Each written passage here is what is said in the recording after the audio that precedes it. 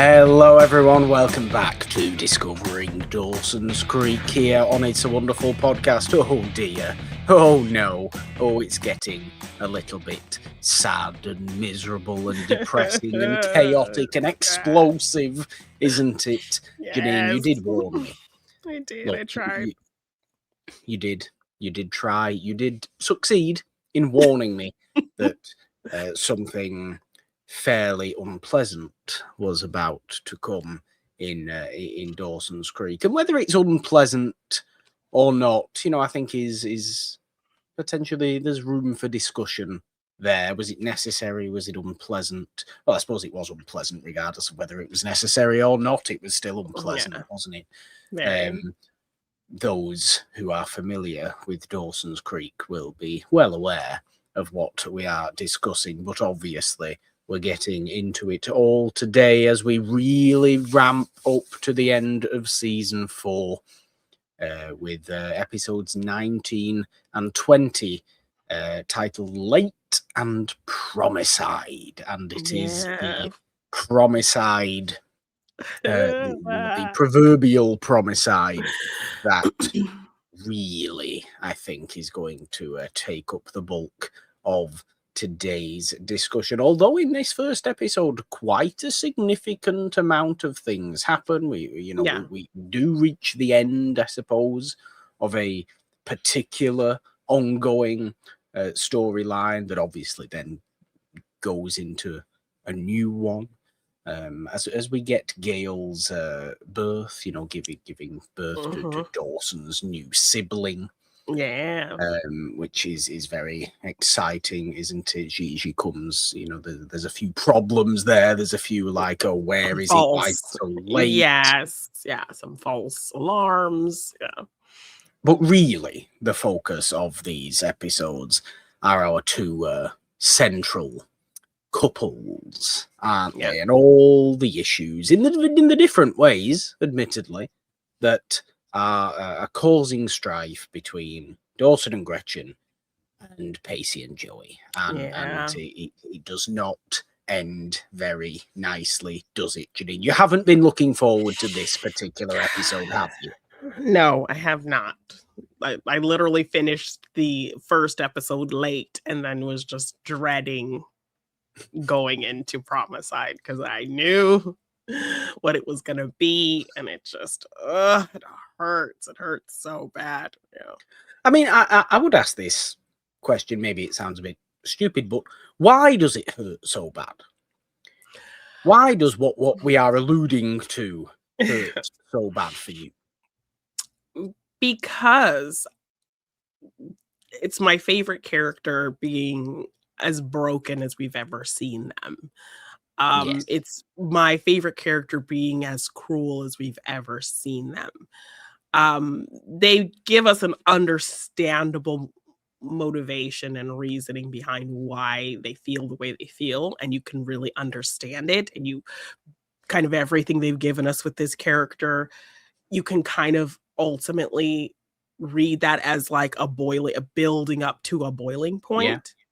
But it's still hard. It's hard to watch this character say the things that they say and treat people the way that he treats them and be in so much pain and self-hate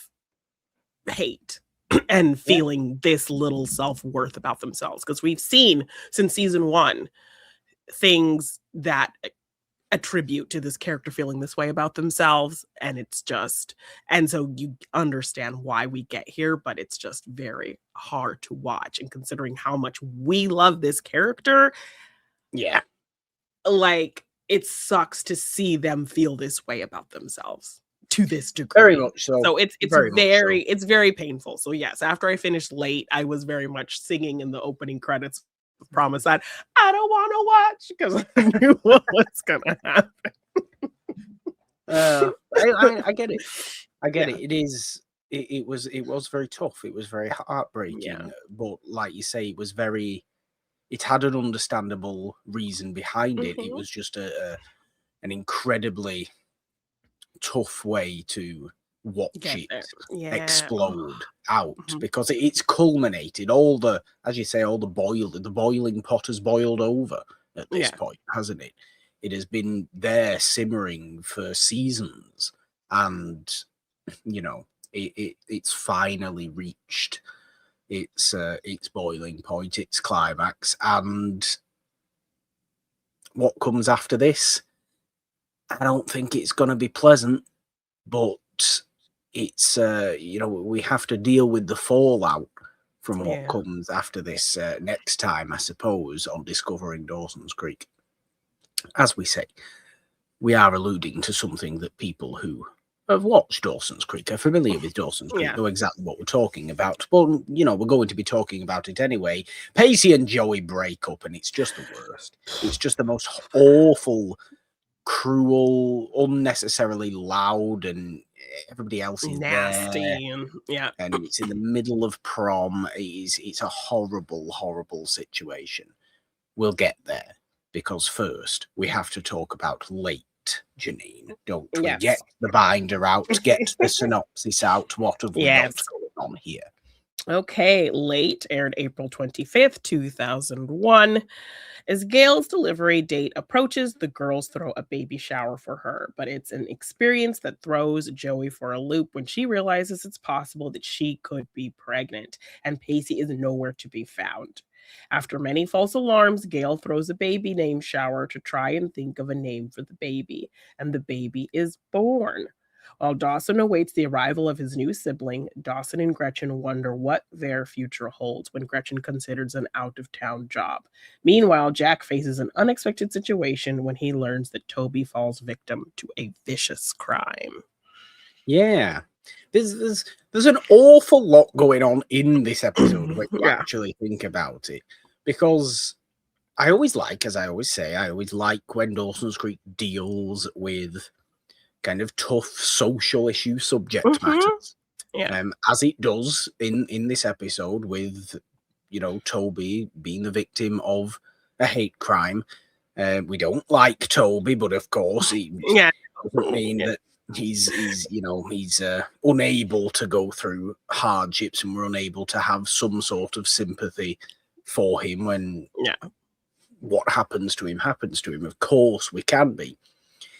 It also doesn't, it doesn't mean we now just forgive him for being an awful Tobey. person just because he's had a hate crime committed against him. He's still an unpleasant person, I think, and they're really trying To make us in these like two him. episodes to make us Yeah. like him, to really set something up, aren't they? And him and Jack, they're really, really trying to do it.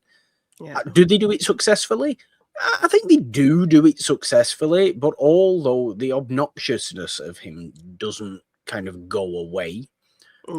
and although it's obviously an interesting one, because he does go through a very, very traumatic experience within this episode of being the victim Yeah. of this homophobic hate crime, Yeah. which is obviously very unpleasant. And I do think the show deals with it pretty well, to be honest. Yeah.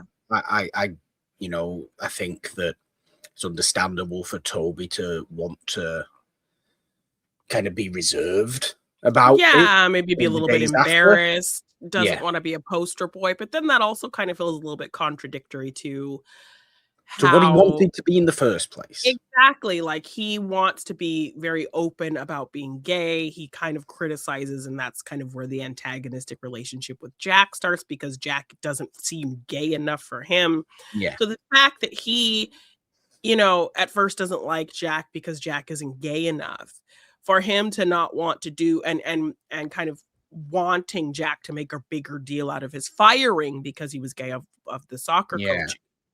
The fact that like now he's in this situation when it happens to him, he is too afraid to advocate so this doesn't happen to other gay people. He wants to kind of, just sweep it under the rug because it was him. So it's an interesting thing to think about, considering what they've given us with the character being this big advocate. Yeah. to now be in this situation and then want to kind of keep it quiet, and Jack having to be the one to kind of put him on the path of doing Yeah. something about it so that this doesn't happen to other people. So a kind of interesting shift in their characters in terms of their advocacy for being gay. Yeah. Um, I suppose it strengthens their bond, though. yeah, You yeah, know, it makes them into that. You know, they're trying to push them as a couple. Essentially, certainly, they're trying yeah. to push them as a couple in Promicide, and it does now feel like that has some weight behind it Mhm. because of this and because of Yeah, Jack's helping him through it, and yeah. helping him kind of get out again after this happens, and in the positive sense, Mhm. show yourself as, so this doesn't happen, like you say, so this doesn't happen to other people. Yeah. And yes, be unbelievably angry that this did happen, but not embarrassed. Yeah. Embarrassed is the wrong sort of emotion to be had. So yeah, I like that it strengthens their bond, and it's giving Jack some meat as well. Yeah. In the story, some Mhm. storyline meat, which I always like. I enjoyed this. Like I say, I always enjoy it when Dawson's Creek does deal with social issue things, And because I think yeah, it always it does does a them good really job with it. respectfully and Yeah. really, really kind Thoughtfully. of quietly and thoughtfully, and it doesn't necessarily make a big bombastic, thing Yeah, of and it it all, can lean because into, it's in like, this episode with all these other things going on in it. exactly, and it can feel maybe a little bit after school, especially, like, when Jack A brings that little officer bit, over and he's dropping these statistics and all of that. a It feels little bit, a yeah, little bit like an after school special, but genuinely, I think the focus is to see that, like, Jack goes out of his way to not let Tobey kind of, take on the shame and embarrassment of this. He kind yeah, of reminds Tobey of the advocate that Tobey kind of, imparted on him, kind of yeah, thing. So, yeah, I think overall, I think this is a good storyline too. If they're, genuinely leaning in on getting us to like Tobey or even like him in a relationship with Jack. yeah, I think they maybe could feel that, like, people maybe didn't like Tobey. So I think this is the step to kind of, like, at least have us understand the dynamic and not hate it so much anymore. So yeah, it's a and it step in does the right work to do direction. that. It Yeah, is. it's a step in the right direction for this relationship that they're trying to set up. Definitely, definitely. What about the Gale and the late birth then, or the late labour? Because this is a consistent issue throughout the whole episode. It's a frustration for Gale, for all of them really, for Gale, for Mitch, for Dawson. They keep having to go to the hospital and not Yeah, actually, usually come go away through with it. with a new baby. Yeah, so she keeps having, like, Can't be these easy. Braxton yeah, she keeps having these Braxton Hicks contractions that read as real, a labor, but it's not. And so all these kind of false alarms, and also she's late already, the title of the episode, she's late. Yes, She's several weeks past her due date, also her you'd hate advanced that. yeah, You'd hate also that so much. Imagine right? being like 2-3 weeks late Past. anyway. Oh my gosh, just the fear of that, like, what does that mean? And also just, like, tired of being pregnant, I'm sure. Um, but the You fact want to be that 6 weeks early, like I was. oh, That's good grief. I was a very early baby. Oh, wow. I was a very, very Just early, couldn't wait. a dangerously early baby. Actually, I did not have a nice first couple of months of life. Oh, baby Um, Morgan. just Oh, no. just in case anybody didn't know that, I didn't. So, but I'm here now and I'm fine, so it's fine, isn't it? But Yes. I don't know yes, anything about when I came, but I know I think I was, like, a normal weight and everything. So I think I came around the right time. My brother was huge, so I can only assume that oh dear. he was, like, 9 pounds. Right, damn. Okay. Yeah. Yes. But yeah, I think also just kind of the fear of Gail's advanced age, just being an Yes. older woman being pregnant, has its risks as well. So then, you're kind of, as somebody watching this dramatic show, you're taking into account like, oh my gosh, there's going to be some complications for Gail. Like, oh my gosh, is this going to be played for the drama of this situation? Or are we going to I must keep say, it when they light? when they brought up,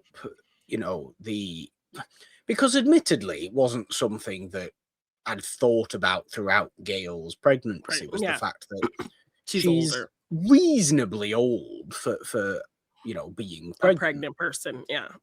But they brought it up in this episode, due to Gail's advanced age.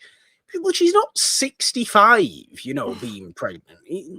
It'll be okay, won't it be okay? And then they bring that up as though it's not going to be okay. And then I'm expecting, oh God, there's going to be some sort of seriousness being dealt with later on in this episode. What if Gail has to be very, very quickly induced in it, then it's not looking good. Yes, I assume she's going to be okay at the end of it all, but it might be quite heavily emotional. But no, we don't really get any of that. It doesn't really go as far as she's it may in be labor alluded to. She's in labor for a long time, and Dawson is struggling to get answers, so he has that He fear is. there. But ultimately, everything. But it's not Grey's Anatomy or something. Or ER or something crazy. Yeah, no, they don't play it up that way. It's just a situation of she's been in there all night. Dawson's not getting any answers, so mine starts kind of going with things. But she does end up, as I read in the synopsis, to have this naming shower because her and Mitch still have not come up with a name for this baby. So that was a really ridiculous. I mean, what's this all about? Have a name. And they don't even know the sex, so it's like they didn't want to know either. So yeah, they're going into this with just kind of, okay, whatever. Then if you don't want to know the sex of the baby, that's absolutely fine. Yeah. But then you go into the labor with a name for male baby and a name for female baby, and this is what you have. This is what you do. You can't do this, can you? I'm not a parent. I don't know. I've never had to be there in a birthing room to make that decision. To make this decision. But I have just kind of always assumed, perhaps in my naivety, that you don't leave it until the baby is born to name the baby. The baby is named a long time or a significant time. Yeah, there's some thought. Yeah, exactly. But it does kind of breed a really nice scene of this naming shower with all the ladies of Dawson's sat around. Ladies of Capeside. They're not Dawson's ladies. They're ladies of Capeside. Well, I mean, of the show. The ladies of Dawson's Creek of the show. But yes, the ladies of Capeside proper. Sitting around, and they're all giving Gail their names. And I like that Evelyn Grams is her pick is related to a story I remember her telling Jen, because she said Thomas about somebody I knew long ago. And I think I'm like, is that the story? Was that boy's name she talked about? Thomas Culpepper, the boy with the most beautiful eyes I've ever seen, or whatever. Immediately my brain, Thomas Culpepper. That's a good impression, actually. I didn't know you could do a good Grams. Proper New Englander. Yes. So I immediately... Probably because she's a little bit Katharine Hepburn in her. A little bit, yes. Yes. And she has a little transatlantic kind of energy. But yes, so I like that her name was like a callback to something that happened, because a lot of times this show will kind of have fun with continuity, and then other times it will ignore it entirely. They will ignore it entirely. Yes, which somebody also, I won't say, but somebody else here gives a name that ultimately ends up not kind of being accurate to something later. So I was like, that's a bummer that they didn't kind of think about that later down the line. But yeah, it's a nice scene and kind of their explanations, and then we get to Bessie talking about her and Joey's mom, Lillian, and talking about Joey's birth and telling this story And that ultimately being kind of the big inspiration by the end, because then we learn that they named the girl that she has Lillian after Joey and Bessie's mother.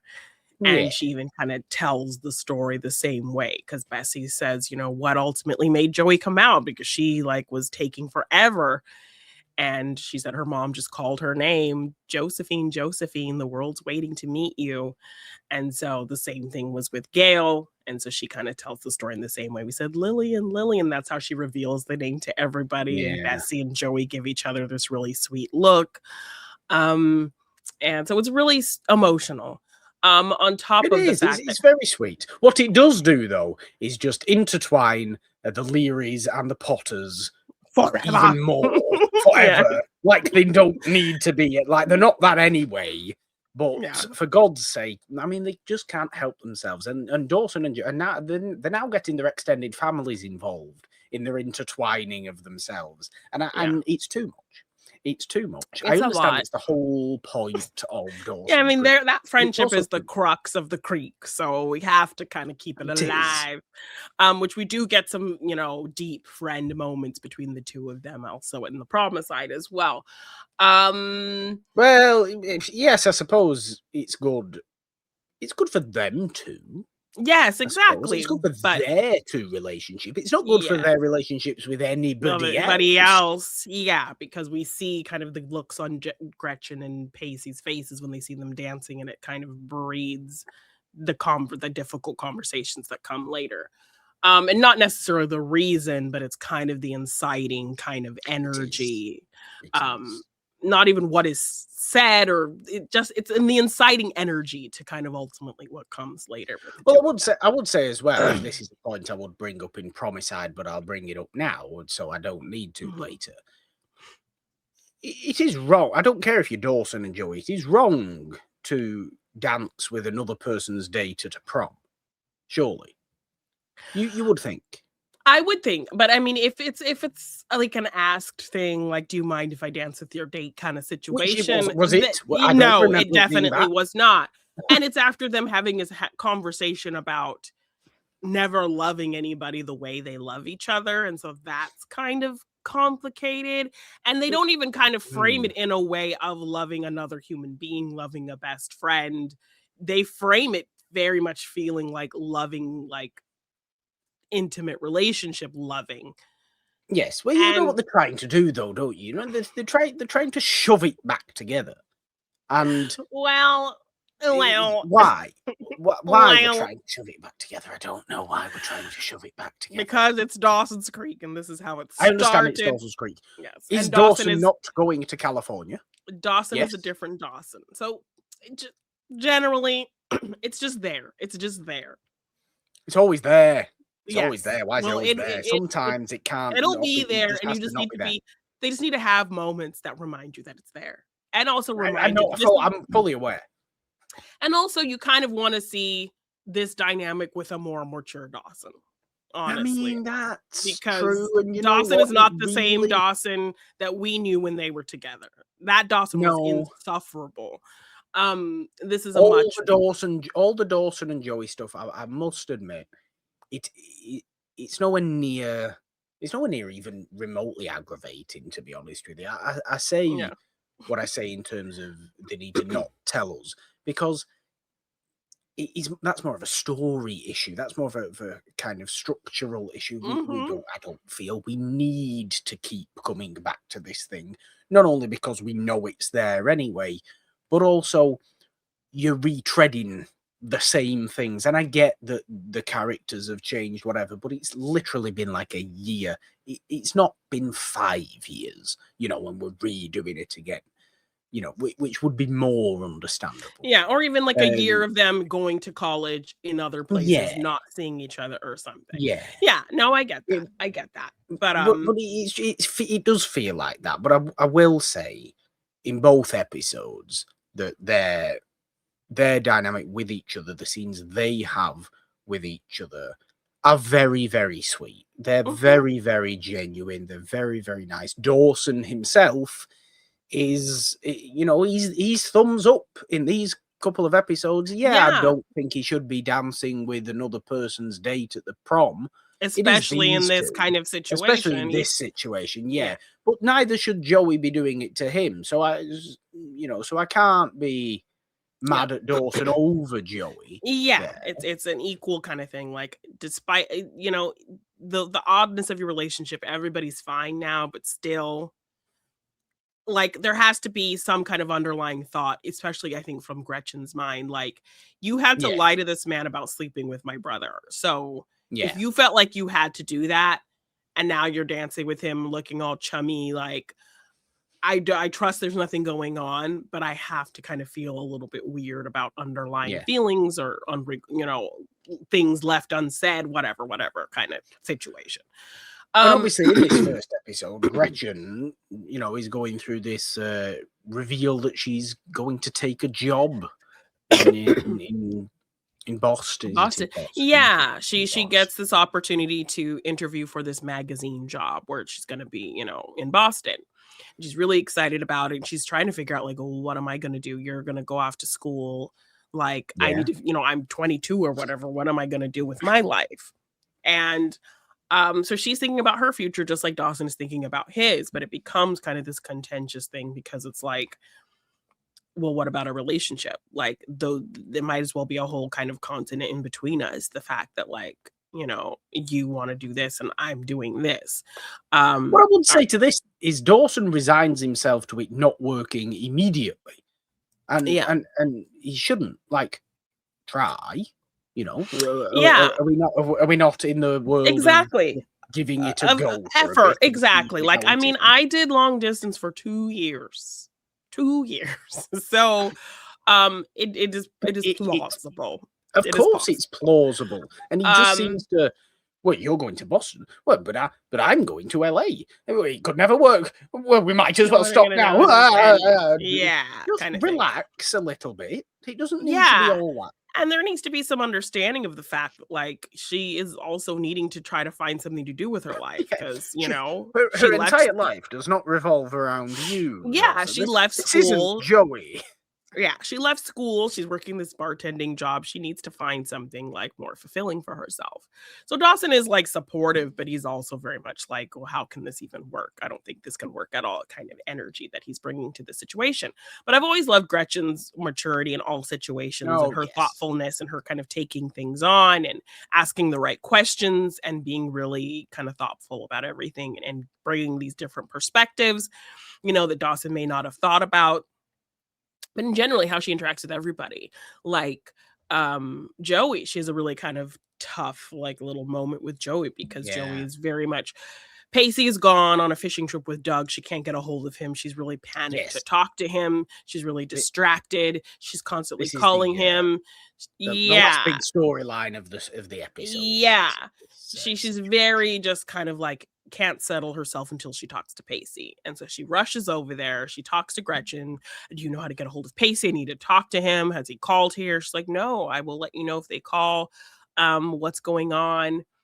And ultimately, Gretchen is kind of frustrated. She's like, oh, I can't, I'm tired of this lying. Like, why am I stuck? I told myself I wasn't going to be stuck in the middle of, like, people's lies anymore. And Joey's like, what are you talking about? And she's like, admits to her, Pacey's not fishing with Doug. Pacey got drunk last weekend when you were in New York, and he got put in the drunk tank, and Doug got the charges dropped, but now is taking him camping to kind of clear his head and set him straight. Because he's really having a rough time. Everybody's planning their futures, and he feels like, he's stuck here. And so please, Joey, don't put any excess pressure on him because he's already feeling really kind of left out of all of this. He's feeling like really behind. He's feeling very down on himself. So please don't put any added pressure on him. So what does she go and do? Joey, yes. And so Joey kind of lashes out at Gretchen for kind of telling her stuff. And then Gretchen kind of clocks something's going on. So Joey admits that she, is late. And Gretchen's trying to be supportive. But Joey's not late on time. She's not got anywhere to be. Yeah. Yes. No. She's late in the serious. Oh dear. I might be something pregnant. Hasn't happened that usually happens. Yeah. Exactly. So Gretchen tries to lend support. Joey kind of lashes out and takes off. And Child. then yes, and then at the shower, Constantly, yeah. Joey at the moment is just childlike behavior after childlike behavior, and I don't like to see it, and I didn't like to see it when I had this whole big Yeah, rant because and rave, I again, feel about Joey in a recent episode of Discovering Dawson's Creek. But when you're blessed with Gretchen in the season, like we have been, mhm. you realise just how unbelievably immature some of the Well, so these many characters of the are other yeah. decisions Yes, it's like are. we it's hard for us to remember that these are high school kids because they're clearly like 20 something. But Yeah, when you have a character like Gretchen up against them, she makes them feel like high school kids. And so we're she like, does. okay. Yeah. Because she's so kind of mature in how she handles something. Because she's meant to be the kind of the age they actually are in real life. Yeah, you know. Um and then that also stems into Joey having yet another situation where she's kind of putting down Bessie, because we've seen this before where she kind of puts yeah, down Bessie's life. Like I think it was that whole career day thing. She didn't want Bessie to do it because who is Bessie to her, just running this restaurant and, out of wedlock children and all this kind of thing. Um, and so at the shower, Joey kind of gets emotional when they're talking about her birth and they're talking about their mom, and she kind of walks off. And Bessie's like, "What's going on with you? You've been super weird and distracted. Like, what's up? You're freaking out about getting a hold of Pacey. If I didn't know you guys were having sex, I would assume that." And then Joey kind of makes the face and she asks Bessie, and Bessie's like, could you let this happen? Like, what happened there? Which is not the best wording, I'd say, from Bessie. But no. she's What like, happened? How could you yeah, let this happen? Oh well, yeah, it's but not all my fault. But yes, but then Joey kind of immediately goes to like, you saw what happened to mom, you saw what happened to me. Um, you know, that could be you if you're not careful and this whole kind of thing. And then Joey proceeds to kind of insult her sister for being that. She's like, it's not going to be like that with yes, me. It's going to be different, and better. uh yeah, And I'm exactly. gonna make something of my life, not like Exactly. you. Yeah, What's wrong with essentially. Bessie? Exactly. So it's a What's wrong with really Bessie's kind of life? Bessie sucky has a thing. nice little family. Yeah, and they've started this B&B and this whole kind of thing. And so what she, after she kind of lashes out at Gretchen, then she lashes out at Bessie, and then she kind of finds herself really alone in this situation and kind of has time to sit with it. She goes to talk to Gretchen and talks to Gretchen and expresses remorse and guilt for how she talked to Bessie. And Yeah, Gretchen reminds her, like, in these situations, family is everything. So I really implore you to go make up with your sister. And she really kind of talks to her about how Pacey is feeling and just gives her some really good advice because Gretchen is just the best. So yeah, we do ultimately see Joey kind of make peace with Bessie and apologize and tell her she's sorry and that whole kind of thing. And Bessie kind of talks about, when she was born, she would try to push her out of her crib and she was jealous of her and all these kinds of yeah, things. Um, and so, yeah, I love getting Bessie and Joey moments. I talked about that a lot in earlier seasons when we get these like really great yeah. heart to hearts with her because I don't think she utilizes Bessie as a vessel for support as much as she could. Um, and so she gives her some, great she talks to her, she explains, she finally kind of says the things that we have rarely heard her say to Bessie about, Yeah. you know, I'm so proud of you. Like you had to raise your child and you had to raise me as well. And um, I have so much respect for you for that. So Bessie gets her flowers in the end. So that was kind of nice She to see. does. Yeah, yeah. She just needs to get more flowers from Joey, but Yeah. whether she will or not is left to be said, isn't it? Is Yes. it time, Jeannine, to move in to Well, we just have to Promicide? add a note that Joey did take a test. She was not pregnant. Pacey Oh, calls her. that's true. Pacey's not in this whole episode until this little bit of a phone call, No. where she now knows the truth about where he is, and she kind of asks him how he's doing, and he still kind of keeps the lie going that like, oh yeah, I'm still fishing. It's having the time of my life. Da da da da da. Yeah. And She tells him everything's fine. Whatever she wanted to talk to him about is not a big deal. And kind of ends it there. So kind of on a But very weird energy between the two of them by the yes, end of this episode. Yeah. because they don't tell each other anything, or namely, really more so, Joey doesn't tell him anything. She doesn't communicate with Pacey. Pacey, I think, has tried in the past to communicate properly with Joey, and then he won't get anything back. And then Joey will come the day after and be all nicey nice, and it'll look fine again, and we'll all think it's fine again because it's a new episode. And oh, look, though, they're in a good place in the relationship. This is what we, the viewer, take from it. But no. The same problems are going on because the communication is hitting a brick wall, like the brick wall that Joey never painted. Yes, that he rented for her. So that ultimately kind of leads to some not so great things where there's a little too much communication at the wrong time. Well, yes. Is it the right communication to have? I believe it is the right communication to have. In the way he does it. In the way he's doing it is wrong. The way he's doing it is wrong. Everything about the way he's doing it, where he's doing it, how he's doing it is wrong. Everything. But the conversation needed to be doing is correct. What he is doing is appropriate. Yes, I mean the conversation they had at the table after the fact is the way that conversation should have gone.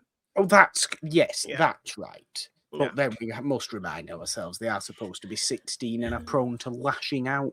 Well, they're about 17, 18 now. 17, still children. Yes. Official children.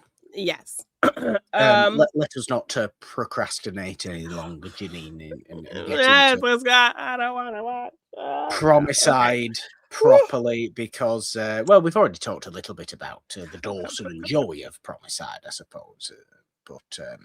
We can get into the specifics and everything. So, yes. Promicide aired May 2nd, 2001. As everyone gets ready for this year's senior prom, some bad news causes Gretchen to reflect on her life, and Joey worries about Pacey's odd behavior. Meanwhile, Jen and Jack meddle in each other's lives, resulting in some interesting prom dates. At the prom, Joey and Pacey confront once unspoken issues, and the festivities cause conflict for Gretchen as she questions her relationship with Dawson. While an unhappy Jen is rescued by an unlikely individual after she and Jack arrange dates for each other. Jen decides to drown her sorrows. Yes, Jen does decide to drown her sorrows. I feel like I've seen this before a few seasons ago. Jen trying to drown her sorrows after some sort of emotional situation, emotional incident. Yeah, and I mean the fact that that's how Abby died, and you're just still kind of playing around like this. It is literally as though, do you not remember what happened? You were there, you watched it. It wasn't fun for you, that was it? Do you not remember the trauma of doing that? Of going through that. I remember you going through the trauma, Jen. So why are you getting drunk on the edge of a boat and sitting on the railing?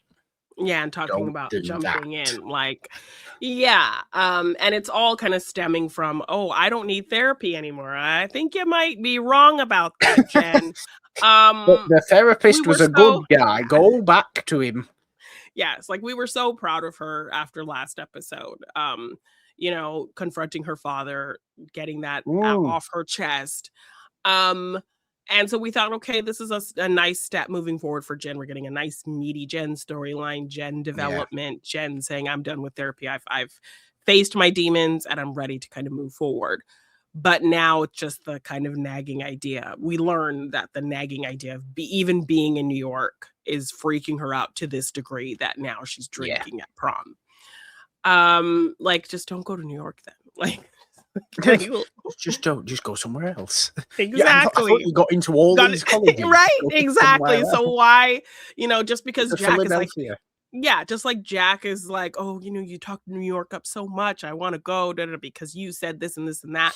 All she has to do is tell Jack the anxiety she's having, the trauma she feels being there, and Jack will support her. So, Of course he will. Even if Jack still goes to New York because he wants to, that's his choice to make about his own life. You don't have to stay with him. Exactly. And considering everything they've been through, I don't see Jack doing that. If he wants to stay with her, I don't see Jack being in a place he knows she's going to be unhappy. So, No. like, what this ends up making her kind of, it made sense in the beginning. Like, she hadn't talked to her dad. She hadn't seen him since things happened. She hadn't aired her grievances of him throwing her out. All of her feelings about going to college in New York and that stigma around it all made sense. And she had therapy to kind of help her get there. She had Drew to kind of help her remember a moment that kind of was traumatic. Because of course, trying to ingratiate Drew again. Because of course, Drew's back. Yeah, it's Drew and Tobey. Good Lord. So Drew is actively worse. Yeah, he is.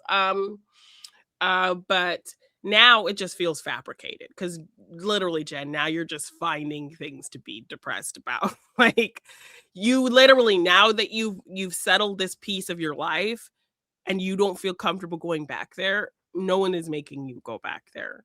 You faced your demons, now move on. Like, go somewhere else into the many school. If that's the only place she got in, okay, understandable having this freak out. But it's not. They make it clear that it's not. So why is now she having this, like, trying to fabricate something to have Jen kind of regress in this way after she's made a big leap forward? It's kind of like a bummer. Exactly.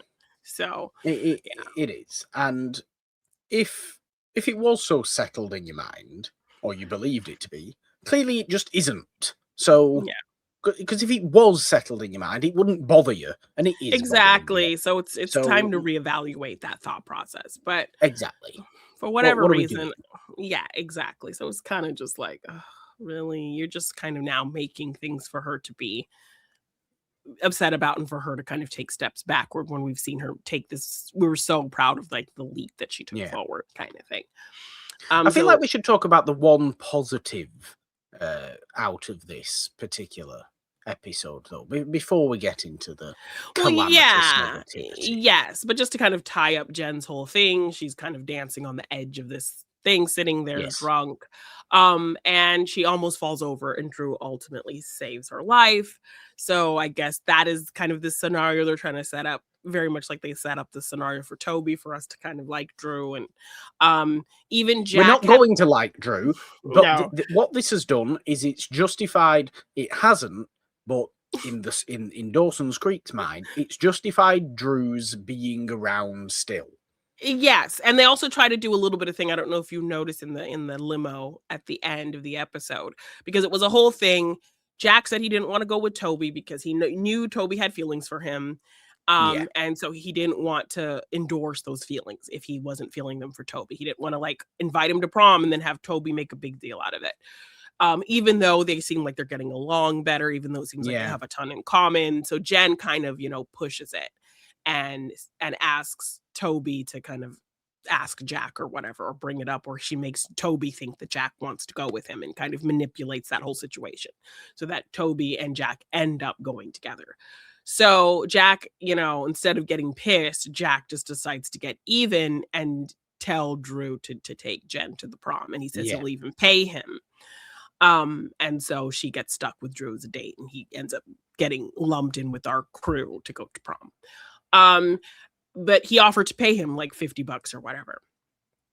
And so we see in the limo, Jen is kind of passed out on his shoulder, and Jack holds out the money, like, to hand it to him. And Drew says, no, he doesn't want it. So now, instead of doing this for money, he's actually just doing this out of a care for Jen. So I think that's also a little added thing they're trying to throw in there to show this kind of noble side of Drew, to make us not be properly like, why the hell are you still here? So I guess it helps, like, a smidge, but I'm still just like, why the hell are you still about? It's not, he's not been redeemed as much as Tobey was redeemed, shall we say, who in this episode is actively quite pleasant and nice. Him and Jack are getting along. Forthright in his clear affection towards Jack, that Jack takes a little bit of time to get used to, but when he does Yeah. get used to it, he shows it likewise, which I Yeah. like for Jack, admittedly. Mhm. But Toby's kind of fine in this episode. Yeah, he's not being aggressive. Like, he went out of his way to start this whole writing group just to spend time with Jack. And like, he made it very obvious that he was wanting to date Jack. But now he's really kind of hanging back and letting Jack kind of come to him. And the natural chemistry is kind of happening. So I'm liking this Yeah. Tobey that's not kind of forceful or fabricating things or setting up scenarios to be, to get Jack's attention. He's just being very naturally kind of himself. And they're finding out that they have a lot in common. It does get a little iffy when Tobey asks him to dance, because Jack is like, now why are you trying to ruin it? We're having such a good time. Now you want us to dance. And then Jack kind of gets all in his like embarrassed gay way of like, I don't want to. I am accepting I'm gay. I don't mind people knowing I'm gay, but showing it in front of other people is still an insecurity for him, even after the Ethan stuff. So he kind of makes a big But deal at this point, have we not about already? Have we? yeah. We've trodden over that before. Yeah, but We so they're don't still need regressing to again. retread this. Yeah, they're regressing again with Jack feeling some type of way about dancing with Tobey, like to the degree where he's telling him, why do you have to ruin it by wanting to dance, kind of thing. So that kind of It's a very sucks. harsh wording. Yes, but Ultimately, they ultimately, do end up kissing.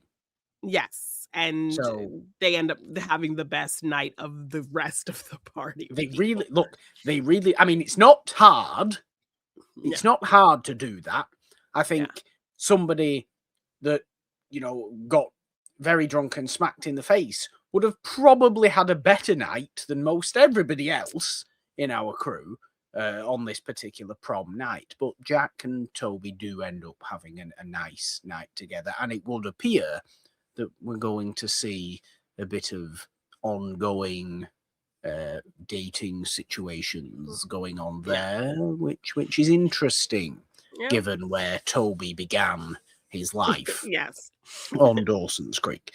But I like that we have some semblance of positivity in the episode, which does come, does resolve itself very late on, I think, as well. So it's after all the chaos happens with everybody else. I like that we kind of have that just to latch on to a little bit. Something, yes. And so we kind of open with the buildup of prom and people getting ready. And I will say this, sorry to interrupt it. Why are all the men's suits looking like they're going to a funeral? Why are they all jet black with a bow? They're all the same suit. Have a bit of individuality.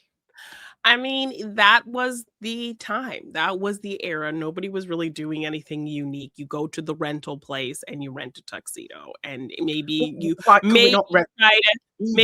match your date and you get your vest and your cummerbund or whatever to match whatever she's wearing. But other than that, no. But other than that, prom was typically like pretty basic in the 2000s. I can tell you, I went to a sophomore formal and I went to a prom, and they were both, very much like nothing, kind of black suits. We did have a couple people who would get either their cummerbund or their vest and tie to match their date. But for the most part, it was just basic, kind of the same tuxedos, most guys from the same rental place, like rented tux, not a ton of selection there anyway, because it's a rental place. So I know it's not exactly pushing the boat out, but not even a navy, a grey. They're all just blacks. They're all just the blacks. I don't care if it's the 2000s. They're all just the same black suit. They look like they're going to a funeral. Where's a tuxedo to a funeral? Well, the black of it all. The black and white of it all looks like they're going to a tux. I wore a maroon suit to mine. Of course you did. Of course and I was the only one in a bow tie. Right? We'll see. So see, that should tell you right there. It is not common to do that unless you are somebody with a bit of personality and flair. And these Dawson's guys, I mean, I don't think Pacey probably could afford a ton of variety. And while Dawson I could, understand it. he doesn't have the flair. Jack doesn't have the flair. Like, so you have to think about the guys that we're dealing with here. Very 2000s, very 2000s. It was just disappointing. There wasn't Fair. any Fair. variety. Fair. That was the time. But yeah, we see this kind of build up to the prom. Pacey sat on the bed as Bessie is like altering Joey's prom dress. She leaves, and ultimately Pacey's making a big deal about wanting everything to be perfect, picking up the corsages. He's also going to pick up Dawson's corsage for Gretchen. He's getting the limo. All of the things. That wasn't a Brit. That's not. No, not a limo. Oh, corsage. Yeah, limo. Yeah, not a corsage. Yeah, corsage and a boutonniere kind of thing. Like, yeah, that was the thing you do. But dates, really, it's not that sort of thing either. A British prom. It's not like you have to go with somebody. It's just like unless you're actively in a relationship, you could just go. Yeah, I mean, we'd had that too, but ultimately, yeah, it was like somebody asks you, and it's a whole kind of thing. Like, I would have preferred it to be like that. It would have made it more fun, I think. Yes, maybe not at the time. Maybe that's hindsight speaking. Probably at the time, it would have been terrifying. But yeah. Senior prom, I had a boyfriend. Sophomore formal, I asked a guy I had a crush on. I had a crush on for years. I asked him, and I tried to be cute about it, and then he answered back in a cute way too. And then he cheated on me with my best friend. So yeah. Last time I put myself out there. No, but no. Yes, Promicide for sure. Back to Promise. Yes, back to Promicide. My own Promicide, not my personal Promicide. Promicide of this episode. Yeah, so Pacey has this fixation on wanting to handle everything, make it perfect. Joey's like, you don't have to, honestly. Like, I'm fine helping. I don't need a whole limo. I don't need any. He's like, no, I want it to be perfect for you. I want to handle. Let me do this for you. So she's like, okay. And then he like rips her dress like before the credits start kind of thing. And then he picks up the corsages and he didn't put them in the fridge, so they died. And then the limo comes and it's this junky old rust bucket of a thing. So everything Pacey is doing is just piling on. At this point, it's beginning to feel a bit like Ben Stiller in Meet the Parents, where nothing can go right.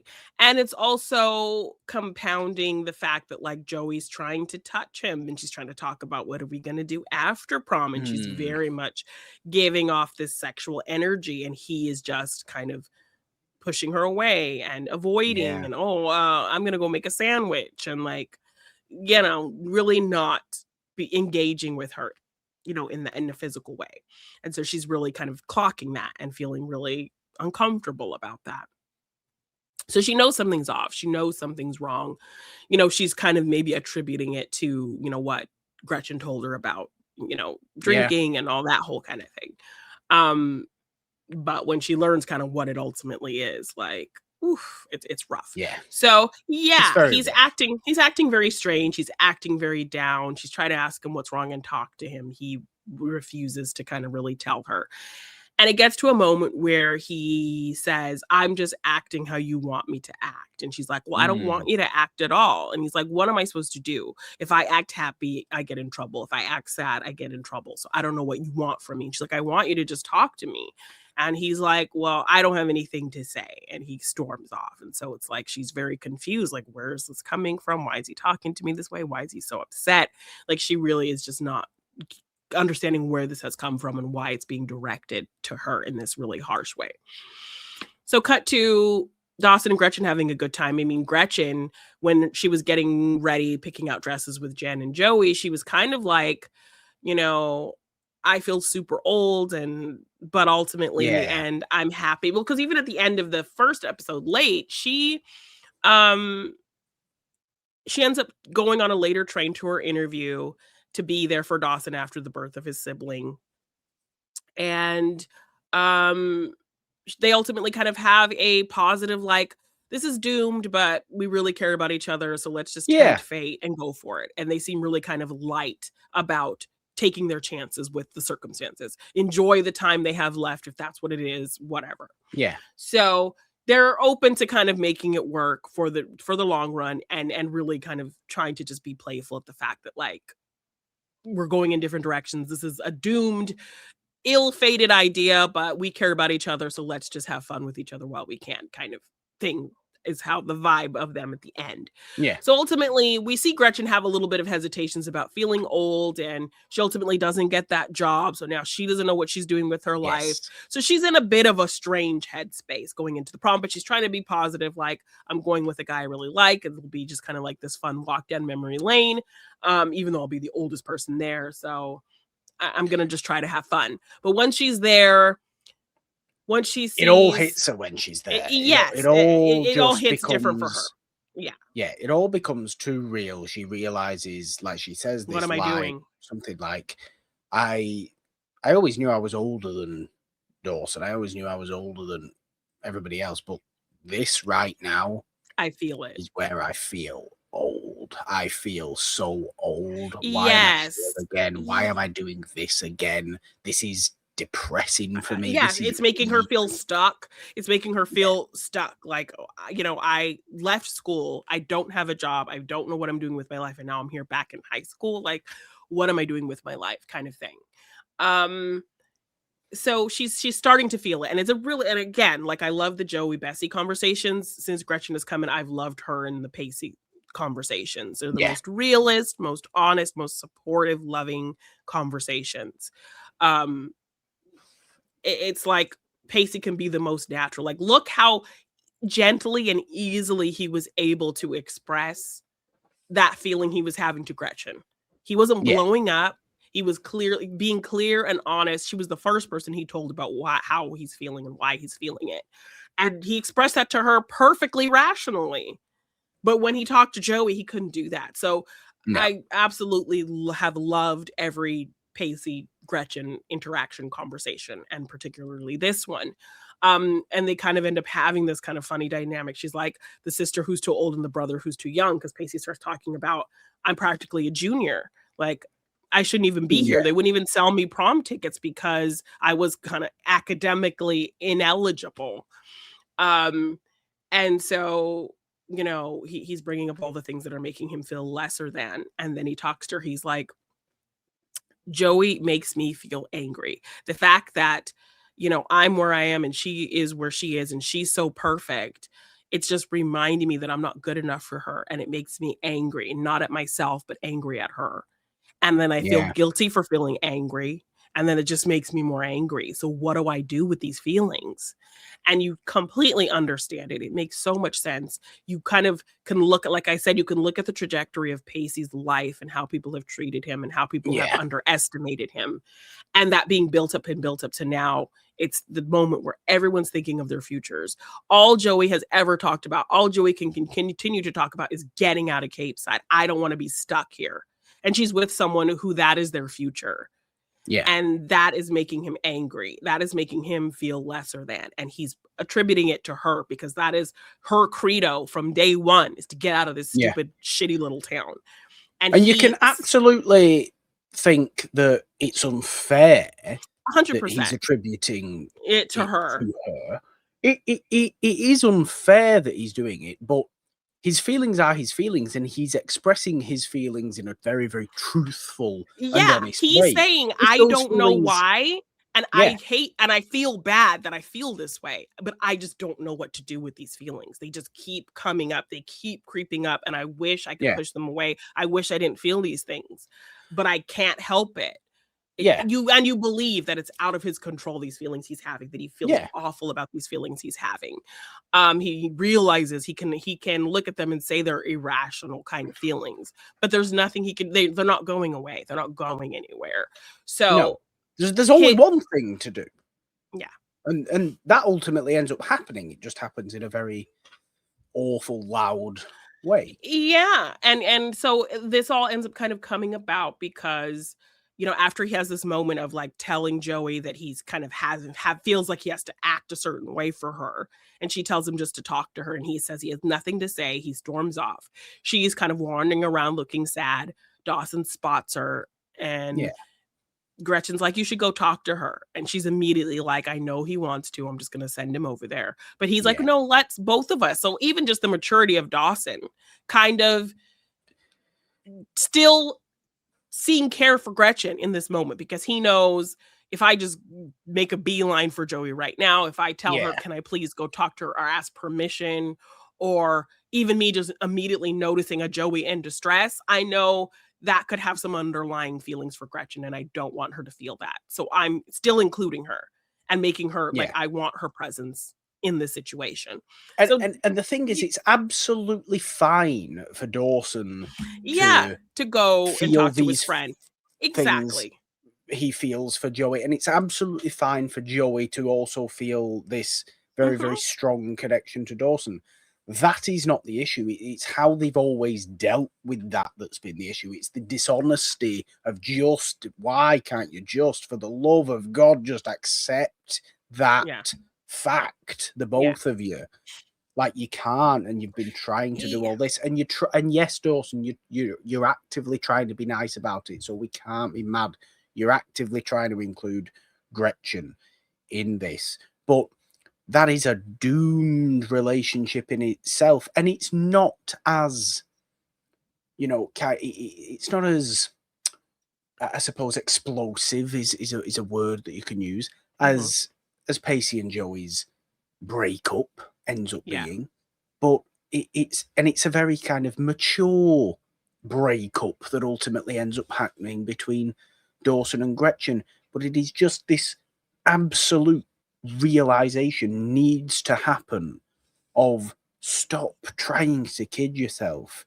Literally, if it's always Dawson and Joey, it's always Dawson and Joey. So for God's sake, it's all or nothing. Stop trying to be wishy-washy about it.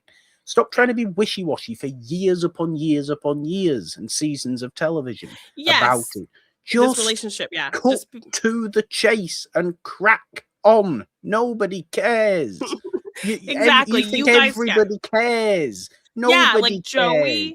Like Joey is making a bigger deal of, like, that's been annoying about Joey this season too. She's been making a bigger deal out of things than they need to be. Like, Dawson has gained so much maturity. He is open to talking about these situations despite his own feelings. He's not going to lash out like we've seen him. He can take it in. He can feel some type of way about it and then kind of move forward and know that it's for the best, that at least somebody was honest with him. But Joey, like that happens. I feel like that actually is going to happen following his breakup with Gretchen. I feel like it was a very, very understanding, mature. Yeah, exactly. Because they clearly both like each other as people. You know, they clearly have respect for each other as people, and they just both, yes, Gretchen in a more mature way, but they just both realize that they say, this isn't actually right, is it? This just isn't actually right. It can't happen. We're not. It's not going to work. Yeah. It's not going to go anywhere because there's something else in the background for you. And I don't know where I am as Gretchen. I don't know where I am at the moment. Yeah. I need to go. I need to go now. And you look, you clearly, there's the Joey of it all for you. So and so there's something stronger there. So for God's sake, just run to that.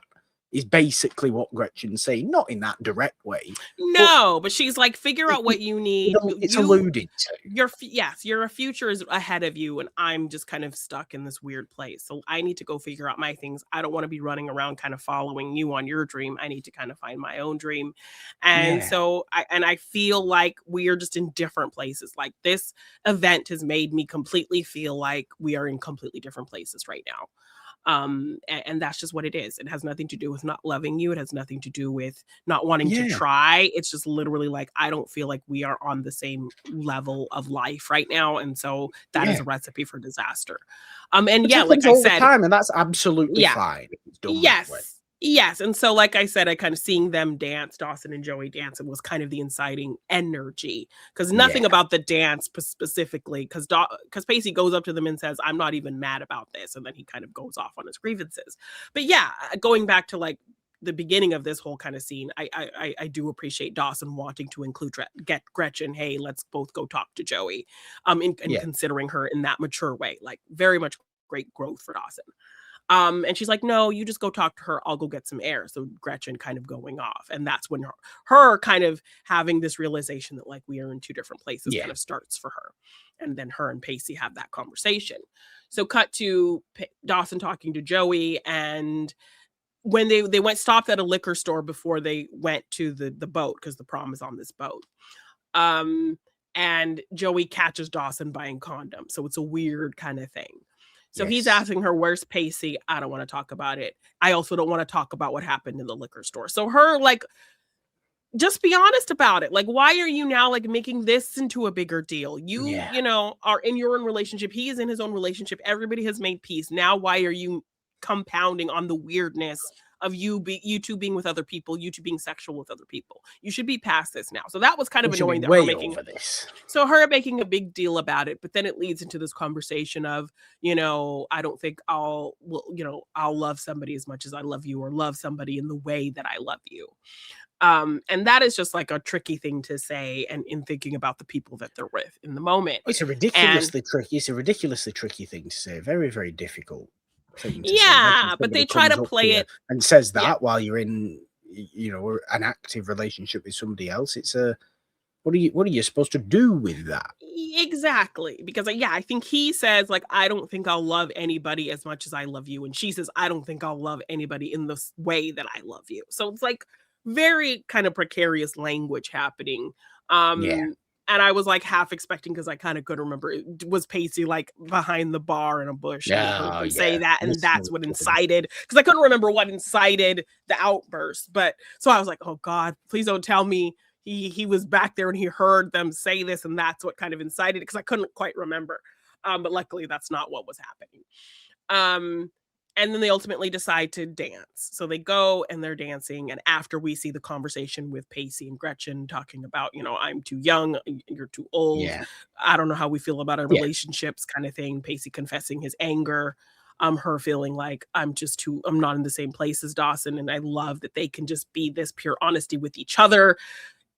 While they're struggling to be this honest in their relationships, I at least like that they can come to each other in that way and not have judgment, considering both of them know that have been intertwined with the people that each other are dating for their whole lives. They can understand exactly kind of what the other is going through, because Pacey knows Dawson well, Gretchen knows Joey well, all that kind of thing. So they walk back in and they see Dawson and Joey dancing, really laughing, having the best time. And Pacey kind of starts like building up. You see kind of the anger and the seething kind of building up in him. So you're wondering like, what's this about? Is he not over them, like being friends? Like, what is happening here? And Gretchen also kind of having a bit of a disappointed look. So and they walk over to them. It's very Joshua Jackson style of sad anger. It's not just sad, blind rage. No, it's built up. It's hurt.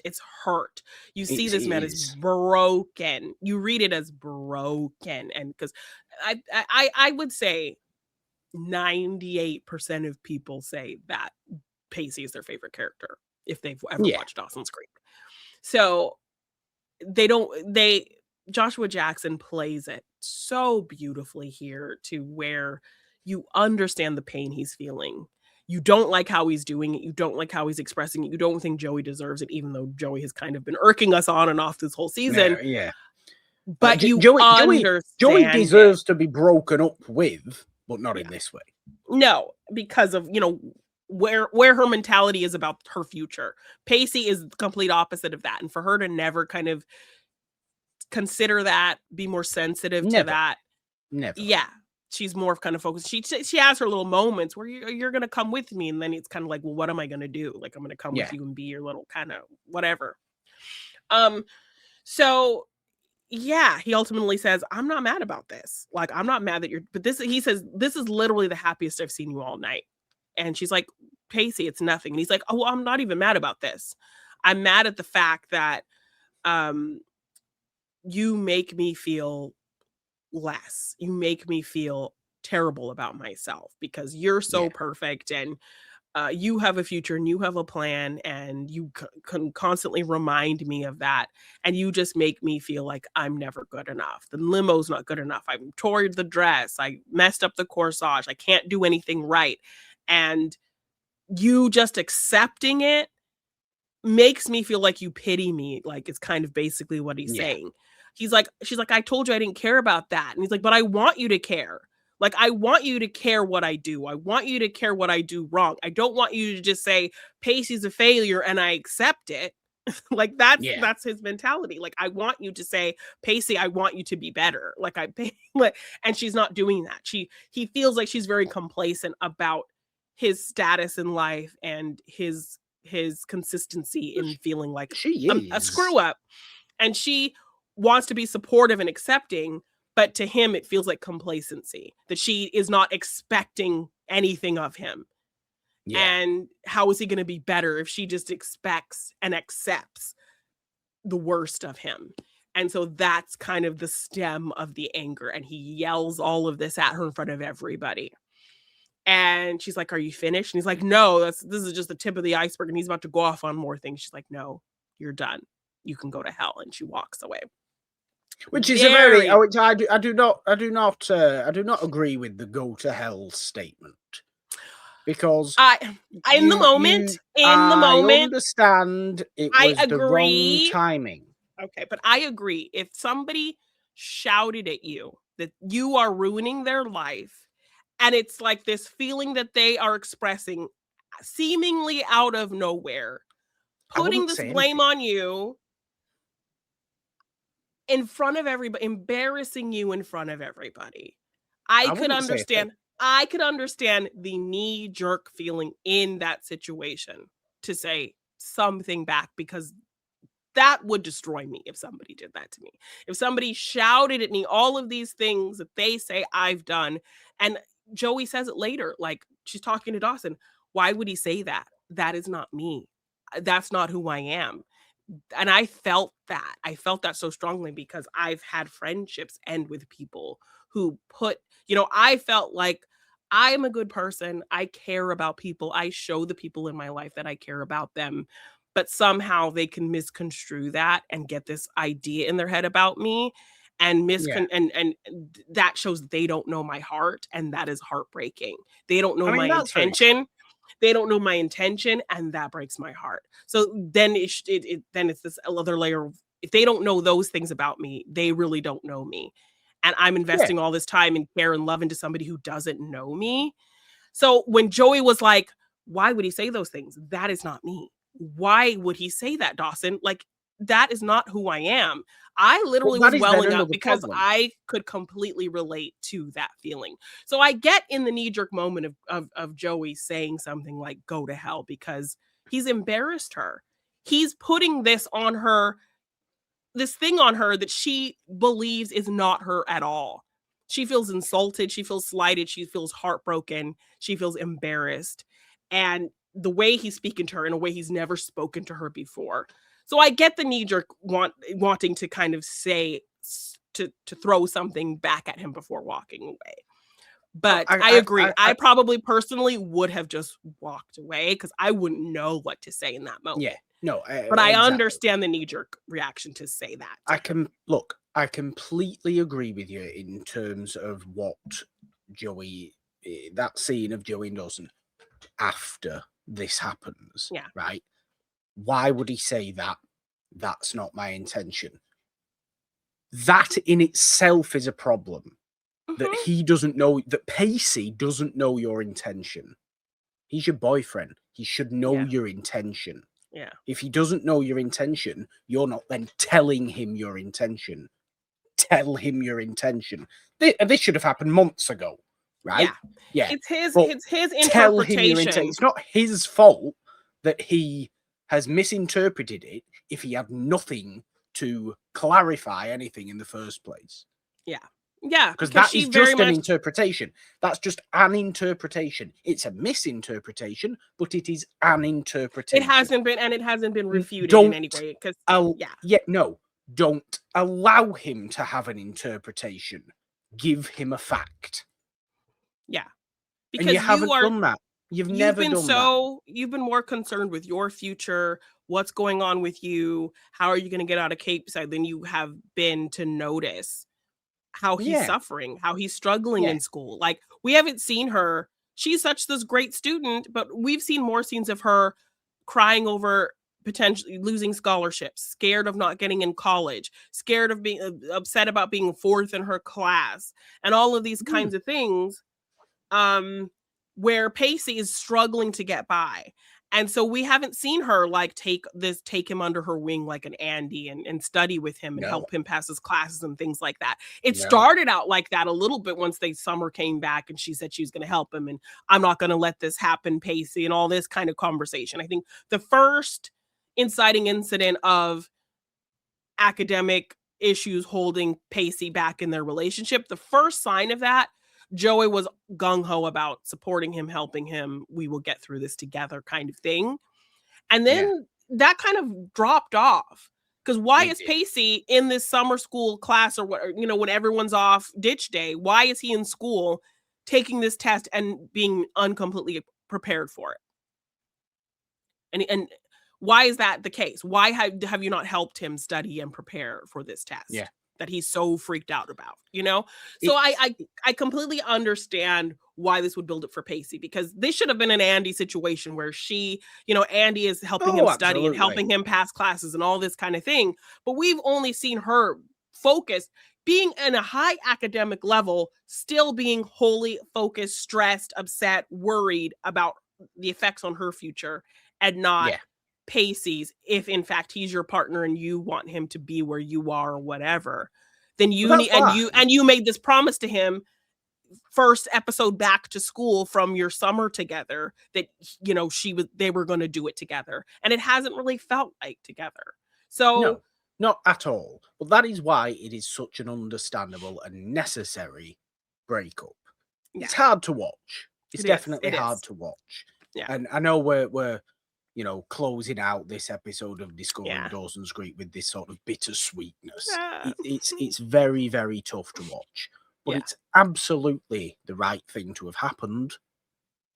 Yeah, and when they have a more civil conversation sat at the table, he kind of lays it out for Yeah, her in a much more concise way.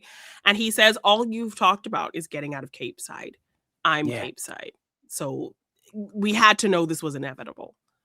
And so he kind of makes that point, but she's still really hurt, of course. Uh, Which Understandably so. understandably so. Yes, definitely. I'm not saying she shouldn't be hurt. I'm just Yeah. saying have a bit of self-realization that you haven't been an angel in this situation. Yeah. Mhm. You know, you haven't been the angel Pacey thinks you are, Yeah. essentially.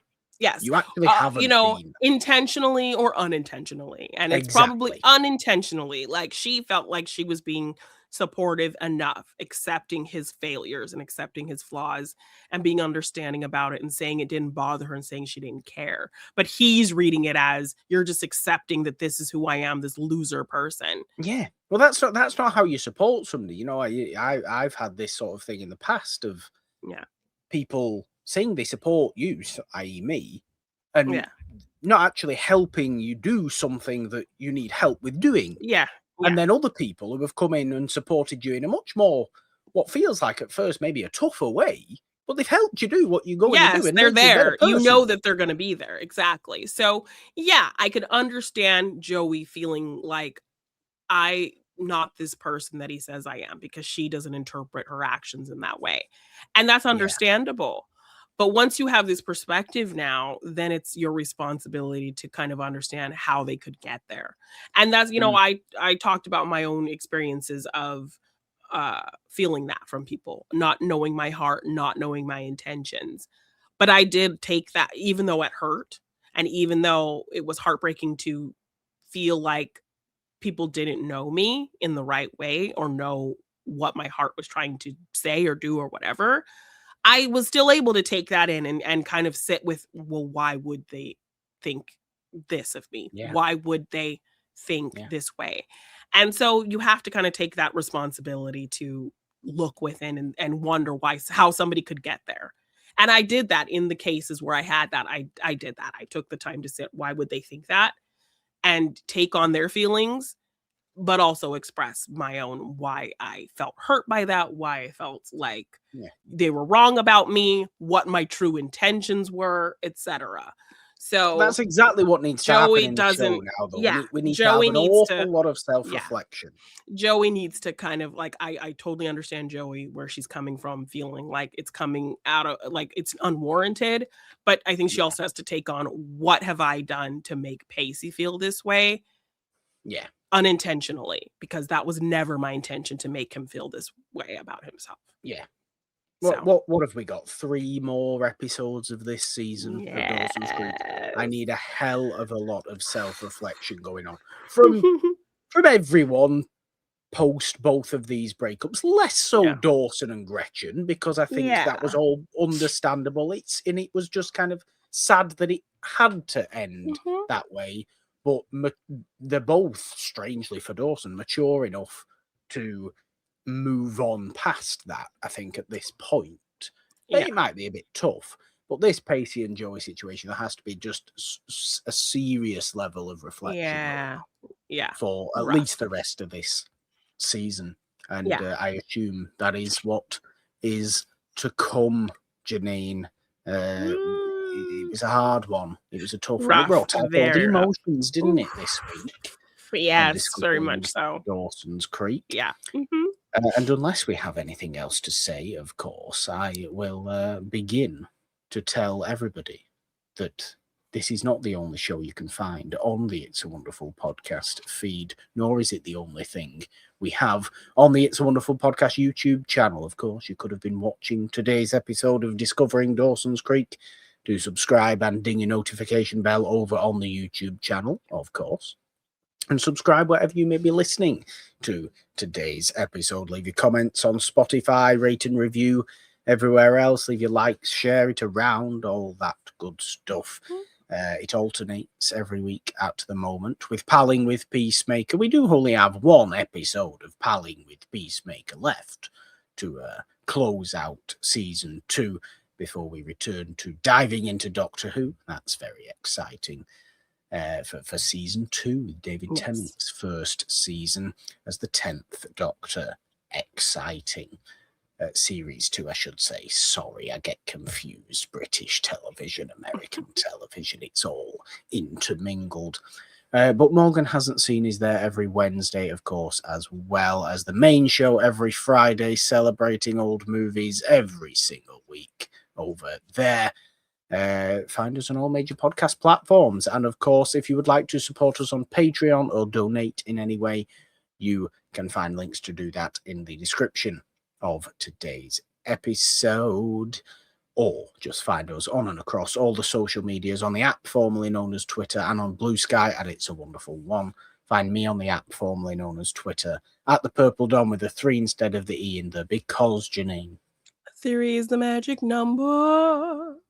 On Instagram, TikTok, and Blue Sky at the Purple Dawn. All your bittersweetness is where. You can find me at Jeannine Devine _ on Twitter, Jeannine Devine on Instagram, TikTok, and Blue Sky. And if you want to get any merch for any of our shows, just check the description for the link or search G9 Design on tpublic.com. I suppose bittersweet isn't even the right word, is it? It's sadder than that. It's sadder than bittersweet. Yeah. Because bittersweet gives the suggestion of some sort of positivity coming from it. And aside from Jack and Tobey, we don't have any. Well, we'll see if we get some sweet in the next couple episodes. maybe there is. Maybe there is. But it does only leave one thing left to do, Jeannine. And in your most "come on, Pacey, I'll give you a hug" voice, take us out. 3, 2, 1. Bye.